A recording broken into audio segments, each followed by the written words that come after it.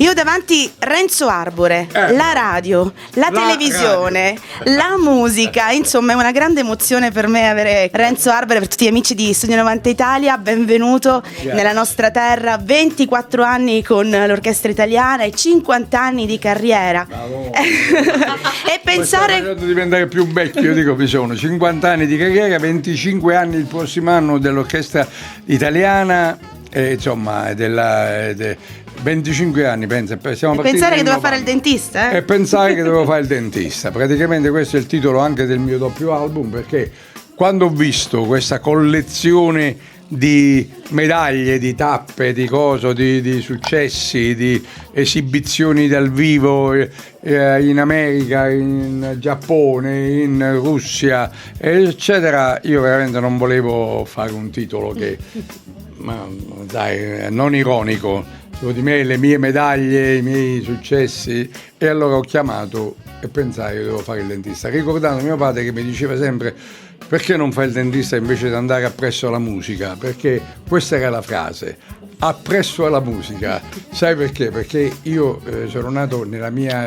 regione, Foggia, c'erano le bande, ci sono anche qua naturalmente, e io sognavo di essere uno di quei ragazzi che andava dietro la banda, sai, facendo le imitazioni dei musicisti.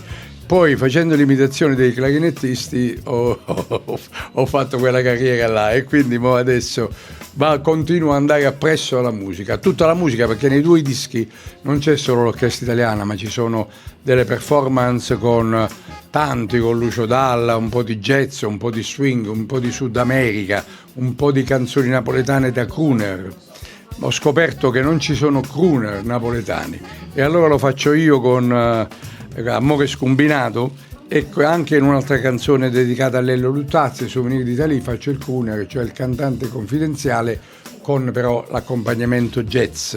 Insomma, questa è la mia ultima performance. Precursore di trasmissioni di grande successo, stavamo parlando anche prima di Alto Gradimento e tante Indietro Tutta, quelli della notte, insomma sono davvero tantissime. Devi vedere la prima comunione, è stata la prima volta che ho fatto proprio quando avevo la fascia qua, guarda, col prete, è stato un momento divertentissimo. Ma io in realtà mi chiedevo, ma molti si lamentano oggi della radio, della televisione, non ci sono più programmi di una volta, ma non ci sono più questi programmi perché le idee più belle sono già state prese prima, o perché in realtà manca adesso la fantasia? Devo dire la verità, hanno tutti scelto un filone che non è il mio. C'erano 2 filoni, adesso parlo ai tecnici. I filoni erano i classici, cioè Paolo Panelli, tutti quelli che facevano i classici, che scrivevano, avevano gli autori, il copione, bravissimi, e recitavano la comicità. Poi sono arrivati io e Boncompagni alla radio e abbiamo scardinato questa regola, abbiamo inventato l'improvvisazione alla radio, che ancora voi fate alla radio, spesso ci sono coppie. Quella roba là l'abbiamo inventata noi, allora si scriveva il copione perfino alla radio, bisognava la RAI naturalmente, e là abbiamo inventato e abbiamo cominciato a fare quello che si chiama, noi lo chiamiamo tecnicamente climax, ma si chiama cazzeggio.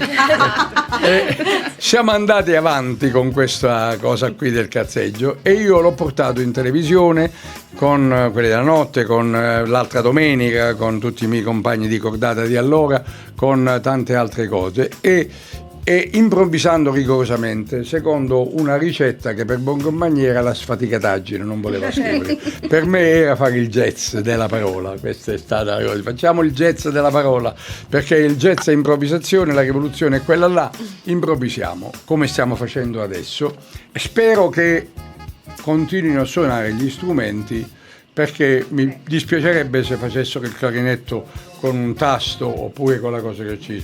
Io spero che almeno il clarinetto sopravviva in tutti i sensi, in senso buono e in senso che avete pensato voi. E pensare che doveva fare il dentista.